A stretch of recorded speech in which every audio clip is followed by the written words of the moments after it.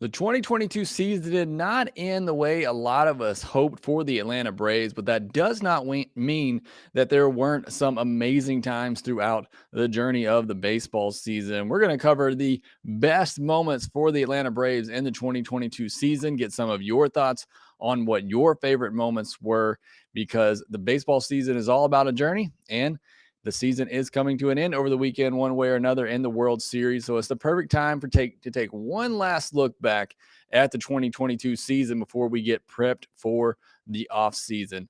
We'll talk about all of that on today's episode of Locked On Braves. So let's get into it.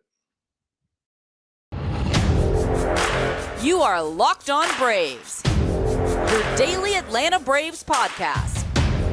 Part of the Locked On Podcast Network, your team every day.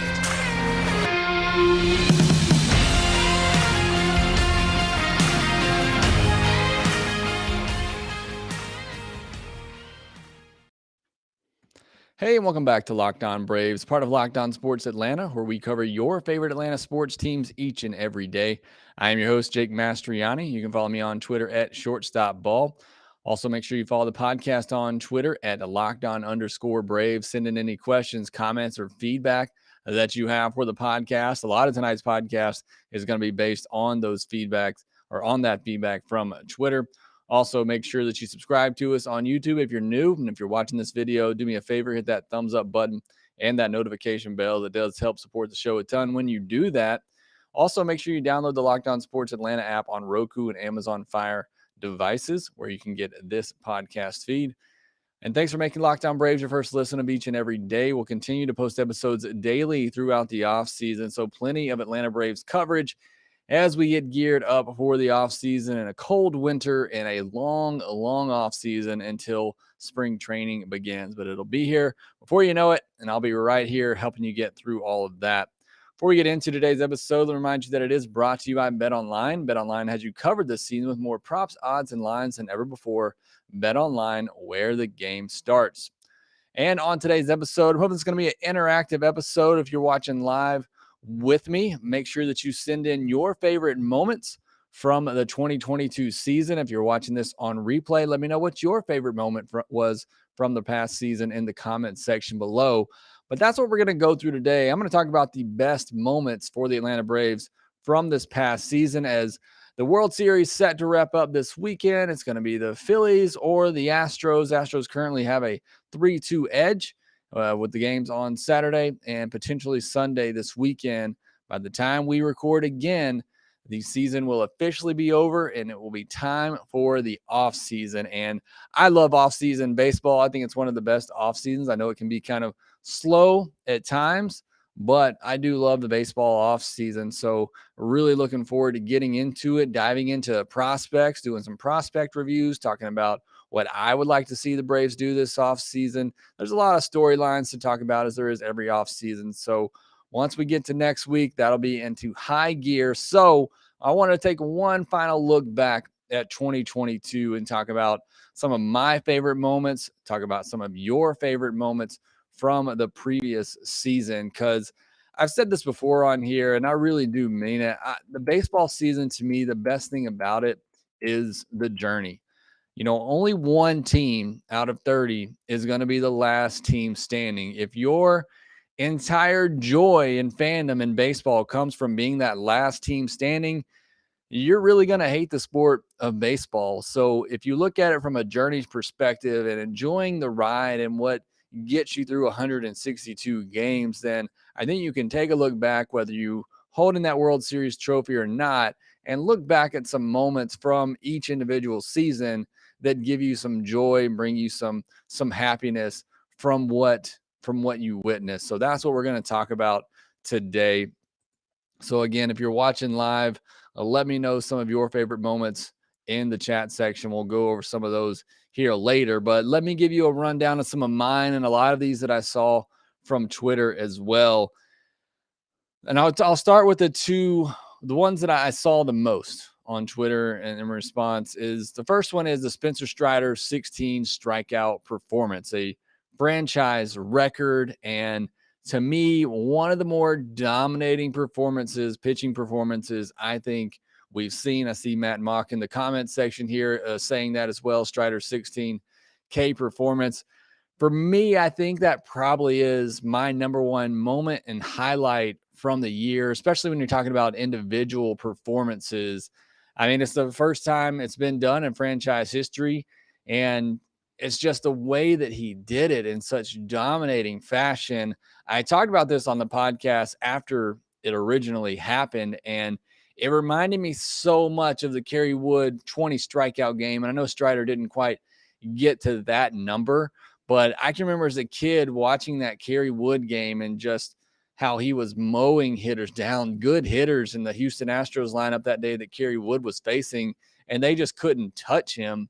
And it was pretty much the same thing with Spencer Strider that day. Yeah, he started to run out of gas a little bit there at the end, but still, and I was watching a replay of it, there was runners on first and third in the 8th inning, and he's up over 100 pitches. It's a 3-0 game, so tying run at the plate. Snicker leaves him out there on a 3-2 pitch. There's a beautiful slider for strike 3 to get that record-breaking strikeout. So clearly one of the best moments of the year, and I think that's the one I got the most responses on. The next biggest moment, at least one that, popped into my mind, and this one came up a lot on Twitter as well, is Vaughn Grissom's homer over the monster in his first big league game. When you talk about just individual moments from a season, I think that's certainly one. I think back to the Jason Hayward home run in his first big league game. That was on opening day, so I think that made it even better. But I was in the stadium for that game, and that is one of the loudest moments I ever heard in Turner Field. And I think, obviously this was on a road, not opening day, but just how he did it, in his first game. And Hayward was first at bat, so a little bit different as well. But just kind of that type of moment. A young kid comes up in his first game. He's in a historic ballpark in Fenway, and then he hits one over the green monster. What an introduction into the big league. So I think that was one of the better, individual moments. A couple more individual moments. I think for me, there's a couple more. The Matt Olson grand slam that he hit into the river in Pittsburgh was just, incredible. Anytime you ball out of the stadium, similar to what Vaughn Grissom did in Fenway, that's memorable and notable. And Matt Olson hitting that ball, keeping it fair, hitting it into the river out there. That was certainly a great moment there. Matt Mock with another one. He said Travis d'Arnaud with the flop at the plate against the Nats. That is true. I didn't have that one written down, so I'm glad you brought that up. I think that certainly was also a very memorable moment from this season, albeit, a funny one. I'm not for necessarily position players pitching, but Travis d'Arnaud made light of that situation. It was certainly funny and something we've seen already on a lot of, highlight reels looking back at this season. So thanks for bringing that one up, Matt. I do agree with that as well. A couple more here. Michael Harris, the home run he hit, and I don't know why this is such a memorable moment, and Chip Carey brought it up a lot as well, but a home run he hit in the 9th inning, I believe it was off Tanner Scott of the Marlins in Miami. Just the situation, the offense had been stagnant all day long. You got to the 9th inning, and it was just like, will somebody get something going? And it may have been the first pitch of the at-bat, but I know it was like 99 down and away, and he drops the barrel on it and crushes it out to left center field to tie that game. Again, it was another one of those, getaway days, a Sunday game, I believe it was. A series finale, and there's just a sleepwalk through it, and then bam, Michael Harris with that home run just ignited that Braves team, and they end up coming back and winning that game. That was another just individual moment that stuck out to me. Travis d'Arnaud with a walk-off coming off the bench in the 11th inning against the Houston Astros. What a big series and a big week that was. That was the same week the Braves took 3 out of 4 from the Mets, and then they had the Astros over the weekend, took 2 out of 3. The team that possibly going to go on to win the World Series here. That was just a fun series when the Braves were playing really good baseball, and that was just a really good game. Went, again, 11 innings. d'Arnaud comes off the bench, bases loaded, infield in, puts the ball in play as he typically does, and gets it through the infield for a walk-off single. So those were some of the individual moments that I remember the most. If there's some others, again, let me know in the chat section or let me know in the comment section on YouTube. When I come back, I want to look at some more of the team moments from this year. that stick out to me as well. So we'll talk about those next. BetOnline.net is your number one source for football betting info this season. Got another big football weekend ahead. Some really good college games, I know, and got the NFL as well, obviously. Find all the latest player developments, team matchups, news, podcasts, and in-depth articles and analysis on every game you can find over at betonline.net. And as always, BetOnline remains your continued source for all your sport wagering information with live betting and up-to-the-minute scores for every sport out there. It's the fastest and easiest way to check in on all your favorite games and events, including MLB, NBA, MMA, boxing, NHL, golf, and so much more. Head to betonline.net or use your mobile device to learn more.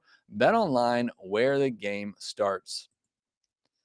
So I talked about some of the individual moments that stick out to me the most from the 2022 season. I'm sure there are some that we are forgetting, but a couple of other just big moments, whether it's an individual, just moment overall from the season or a team moment.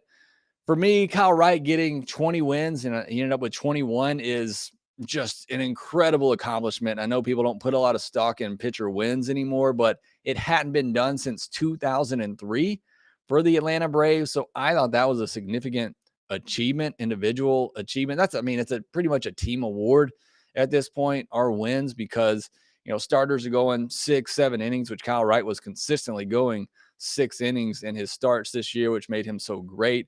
But it's a team award because the bullpen's obviously coming in to finish those games off, the offense giving the starter a lead. But I think it's just incredible that he's able to become the first 20-game winner since 2003. And on top of that, because I thought it was a great breakout season for Kyle Wright, also a breakout season for William Contreras. And another cool moment from the season was him starting the All-Star game with his brother, Wilson Contreras. That I thought was one of the highlights of the season as well, to see that with William and Wilson Contreras in the All-Star game. That's really cool. And just great overall breakout season from William Contreras. I'm old school. I've said that a bunch on here. I love pitchers who can go deep into games and finish games off. And it only happened once this year. And I talked about it in yesterday's episode. We talked about the rookies in 2022. But Bryce Elder's complete game shutout. And I know, it's against the Marlins, but I don't care. No other Braves pitcher did it at all in 2022. And Bryce Elder did. So I thought that was a cool moment right there for Bryce Elder and the Braves. I mentioned Strider and his 16 strikeout performance. Maybe even more impressive than that is that he became the quickest player ever to get to 200 strikeouts in a season and 130 innings. I mean, you talk about that record, setting the franchise record for strikeouts in a single game. Oh, I don't know how you pick between him and Michael Harris for Rookie of the Year. It's going to be tough, but certainly some historic things happening from Spencer Strider this past year. Now to more of some of the team moments from this past season. Celebrating the World Series to begin the year is just really cool. They had only done it one other time in my lifetime, and obviously everything now is so much more bigger of a deal. But coming into the year and just all the celebration from last season carrying over and talking about the big moments, the Soler homer, Max Fried getting his ankle stepped on, the back-to-back homers in Game 4, the performance from Kyle Wright in that Game 4, Ian Anderson, the no 5-hit, no innings, Jock Peterson with his big home run earlier in the series. Just so many big moments, and for that to carry over into the next season and kind of relive that. Don't know if that had any effect on the team's overall slow start, but I just, I remember that, and that was enjoyable. Me being there for opening day where they really kind of celebrated that, and everybody coming in and packing the house to celebrate it, even though it was a blistery cold day. I just love that. And this is one thing I love throughout the entire year is every time I listened to an opposing announcer when they were playing the Braves or the Braves were up on their schedule, they had to say the defending World Series champions. And I loved hearing that all year long. Anytime somebody referenced the Braves, they would also have to say defending World Series champions. And I just loved hearing that all year long. So that's one for me, just that continuation of the celebration from last year's World Series run, I thought was really cool and memorable. The 14-game win streak to start June. I think certainly one of the team highlights of the year. They had obviously been struggling up until that point. They go on a 14-game win streak to pull within 4 games of the New York Mets, and just riding that high, every day coming to the ballpark, every day turning on the TV and your team winning. That's life right there. That's what every fan wants, that every time you watch your team play, they come away with a win. And for half a month, that's what happened with the Atlanta Braves. Just an incredible streak, and one they honestly needed and had to have to come back and win the division. And they got it at just the right time and really took off from there and was the best team in the regular season, at least in all of baseball from that point. And then this was the other biggest moment that a lot of people tweeted at me. And, obviously one of my favorite moments from the year is the sweep of the Mets at the end of the season. Look, despite what happened after that, them kind of honestly collapsing in Miami and barely hanging on to get one win there to clinch the division and then not showing up in the postseason. But clinching that division and the way that they did it, they had to sweep the Mets. And I talked about that going into that series right here on this podcast. I said, if they want to win this division, you essentially have to sweep the Mets. And they absolutely did that. They took out Jacob deGrom. They took out Max Scherzer. I mean, just 3 completely well-played games. If they play like that at all in the postseason, they're probably still playing right now in the World Series. Unfortunately, that didn't happen, but sweeping the Mets, and you know how much Braves fans hate the Mets, to be able to do that and just really, put a damper on their season, even though things didn't work out well for either team in the end, being able to pretty much end their season, that was certainly a huge moment. And then clinching the division, again, doing it in that Marlins series, they had to scrape by to get just one win in that Marlins series to clinch the division. But just the joy and the relief and the celebration, I watched every moment of that celebration. This was not an easy division win for the Braves. They had to fight and claw their way back to earn it. And I just love sitting there watching that celebration in that locker room and just the love that those players had for one another and what they had accomplished. And yeah, again, I wish it would have worked out better in the postseason, but still, you got to enjoy those moments when they happen. They don't come around a lot, even though if you're like me and grew up in the 90s, you thought that's all the Braves did was win a division. And now here they are again, 5 in a row. You got to celebrate those moments and celebrate what happens over 162. Look, the postseason we know can be random. It can be a crapshoot. It's who's hot at the right time. You can't just completely throw away what happens over 162 and just that journey and what the Braves had to overcome and what they had to do to come back and win that division. I just really enjoyed that celebration when they got that win to clinch the division in Miami. I thoroughly enjoyed it. Stayed up till 1, 2 o'clock in the morning watching the celebration, watching all the social media posts from the players. I just absolutely enjoyed every second of that. So those are the biggest moments for me for the Braves as a team. There's a couple of more I wanted to get to, good and bad things that I think we'll remember about the 2022 season. Get to some of yours here in the chat section as well, and we'll do that next.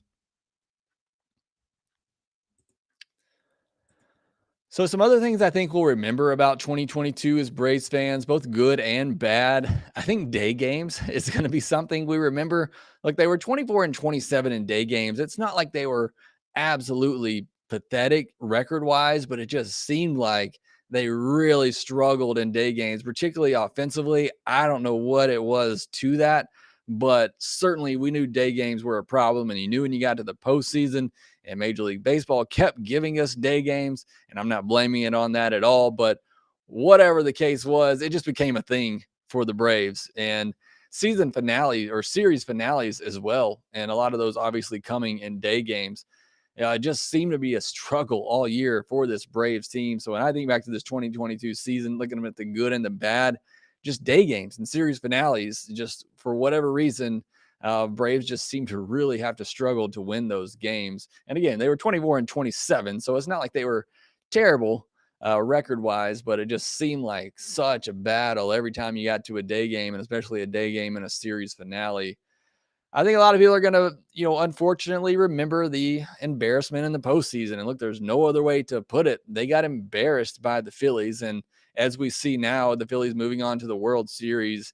Phillies are a hot team, and they were hot at the right time and had everything clicking, but it was just an utter collapse by the Braves as well, who just did not play their best baseball in that series. I'm still of the belief that if they play to their capabilities, if they play like they did in that Met series when they swept them, I think the Braves could have very easily won that series and went on to win the World Series again, but they didn't. And the Phillies just pretty much embarrassed them in that series. That Brandon Marsh home run, that Reese Hoskins home run, those are two of the moments from that postseason that I'll unfortunately remember. So I think those are a couple on the bad side of things that Braves fan will remember from 2022. A couple others on the good side. The production from the 9-hole, it was just a thing all year long. It didn't matter who the Braves put there. It seemed like they produced. They led all of baseball with a 789 OPS from the 9-hole. The Dodgers were actually right behind them at 788. But after them, the next closest OPS was 734. So the Dodgers were second at 788. The next closest was the Phillies at 734. So it just tells you how good the 9-hole hitters were for the Braves and the Dodgers as well.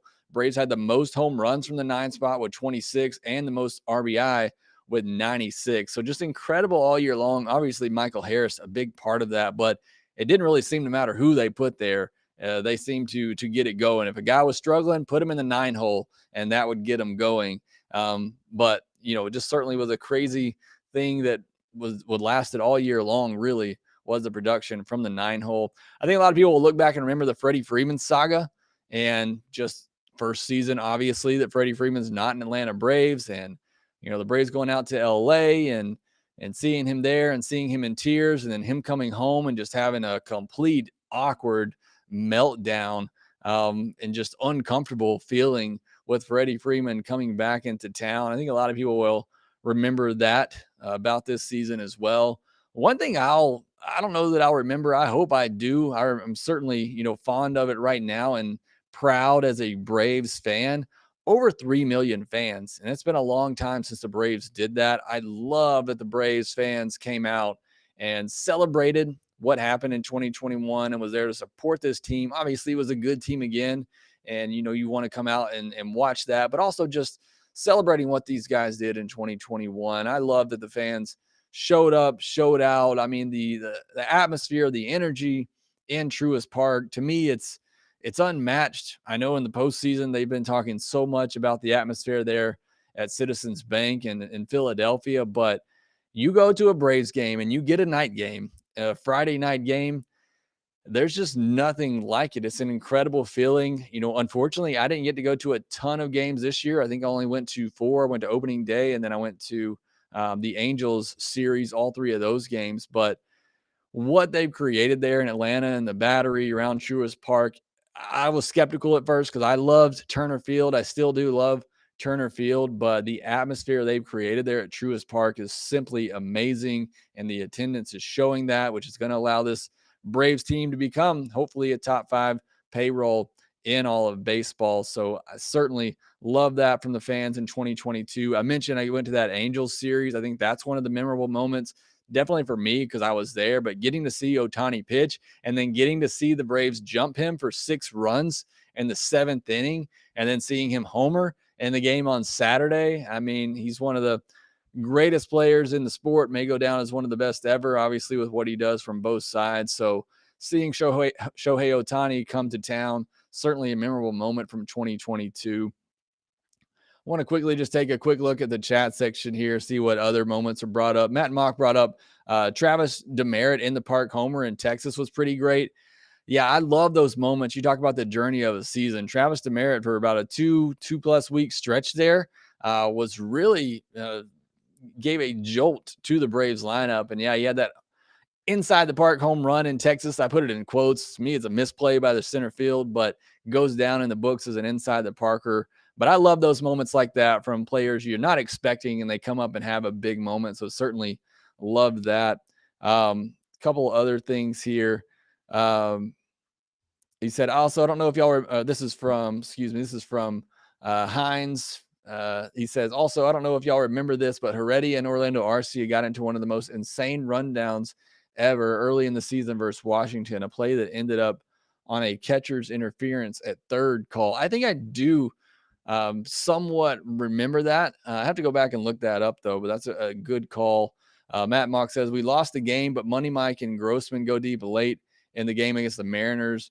I wanted to mention that Mariners series. I know the Braves lost that series, but just that atmosphere in Seattle as they were pushing for their first postseason spot in a long time, I thought that series was a lot of fun. And those games in particular were a lot of fun. Again, I know the Braves came out on the bad end on a couple of those, and that wasn't a particularly great West Coast trip. But that series in particular in Seattle, I just remember that as being a very fun and entertaining series. I think game one was just like back and forth, home runs all over the place. That was a fun series for sure. Matt also said Michael Harris's first career 2-homer performance and what would have been the season's greatest comeback victory, but Kenley lost it. Yeah, certainly some unfortunate memories of Kenley blowing some saves this year. And then Matt also said, yeah, the sweep at home was pretty clutch against the Mets. And Matt also talked about Jackson Stevens had a fantastic game in the bottom of the 11th against the Phillies down the stretch. Yeah, I don't know if it's that game in particular. I can't remember who it was against, but the game Jackson Stevens came in extra innings and pitched like, I believe, 3 innings and shut things down with that extra innings rule, coming in with a player on second base and just holding it down and allowing the Braves offense to finally score a run in extra innings. He had some big moments this year, and I talked about this the other day when talking about the bullpen.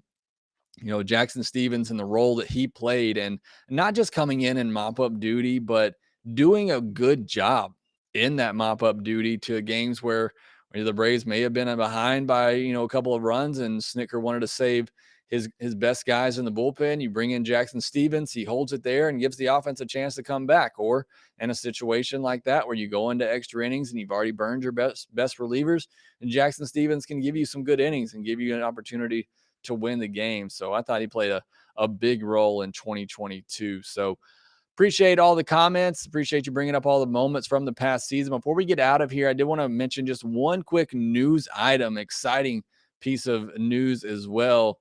Ron Acuna Jr. has been cleared to play 5 games in the Venezuelan League, Winter League. I believe the Braves said he has to play all those games at DH, but that's really cool. I think it's really great for the fans there in Venezuela to get to see Ron Acuna Jr. play. I think it's great for Ronald, who, look, I said this on Twitter conversing with a listener. I just love that Ronnie loves playing baseball. And that's why it gets me so upset to hear fans talk about, he's lazy. He doesn't care. The guy loves baseball. Yes, he makes some mental mistakes on the field every now and then. A lot of players do, but the guy loves baseball and he just wants to play. He wants to have fun. And I'm glad the Braves are giving him the ability to do that in front of his, home crowd there in Venezuela. So I think that's pretty awesome. Hopefully we get some video of it. Hopefully there's some way I can stream it and watch it. But I did want to mention that the Braves have cleared him to play in 5 games in the Venezuelan League. So be on the lookout for that. If, we get some coverage of it, or obviously I get some stats of it, I'll let you know how he did. But I thought that was pretty cool by the Braves and pretty awesome for Ron Acuna Jr. And again, those fans there in Venezuela to get to watch him play that, obviously wouldn't normally get to watch him play in the States. So really cool. Great job by Ronnie and the Braves for allowing that to happen. Well, that would do it for this episode of Locked On Braves. Thanks as always for making Locked On Braves your first listen of the day. Now go make a Locked On MLB your second listen, where MLB expert Paul Francis Sullivan brings humor, passion, and a unique perspective, talking about the biggest stories from around the league, which right now is the World Series. Go give the guys over at Locked On Astros and Locked On Phillies a listen as well as they gear up for the final Major League Baseball seasons of the 2022 year. Certainly sad when a baseball season ends, but when your team's already out of it, looking forward to this offseason, getting it going. We'll start plenty of offseason content next week. Already did some if you want to go back and listen to those, but we'll really start to dive in next week. Again, thanks for listening. Be sure to follow us on Twitter at LockedOn_Braves. You can follow me at ShortstopBall. Make sure you hit that thumbs up button and that notification bell if you're watching on YouTube. Make sure you subscribe to the Locked On Braves podcast wherever you get your podcast, and we will talk to you next time.